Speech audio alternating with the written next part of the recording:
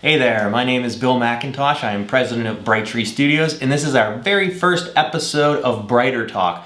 We're going to spend just a few minutes pondering about technology design, specifically audiovisual, telecom, and security, and how it affects the ways we live, work, learn, and play.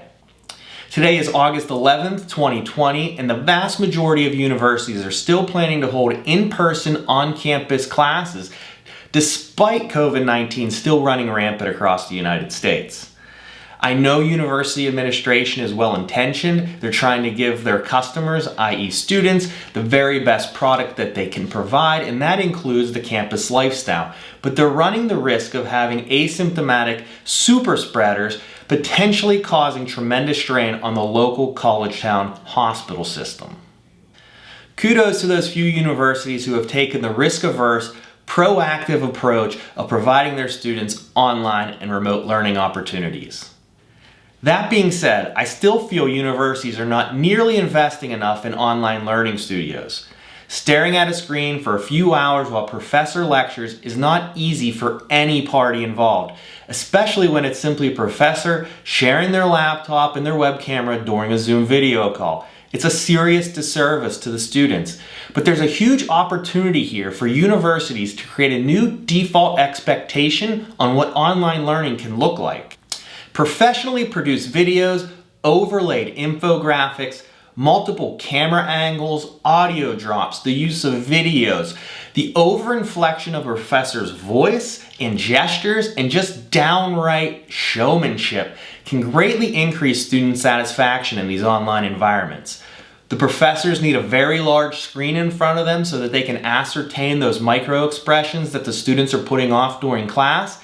And then we need a control room and an operator. Someone that's going to remove all of the technical aspects off of the professor so that the professor can focus on the pedagogy and the learning material, and the control room operator can focus on switching cameras, dialing the video conference calls, and just taking care of everything technical. While COVID should be the stimulus for online adoption, the benefits do not end once there's a vaccine. There are a large number of lecture-style courses, ones that require very minimal in-classroom interaction between students, such as mathematics or accounting or computer programming, and those courses can be taught online into perpetuity, freeing up that very scarce resource of physical classroom space. Over time, universities that offer the highest quality online course offerings will be sought out from students across the globe. There is absolutely no reason that a Tier 1A or a Tier 2 university cannot increase enrollment from 30,000 to 50,000 students based solely on the fact that they invested in an online product where their competitors lag behind. My advice to universities is to use COVID as an impetus to overinvest in your professional online learning studios and reap the long tail benefits far into the future.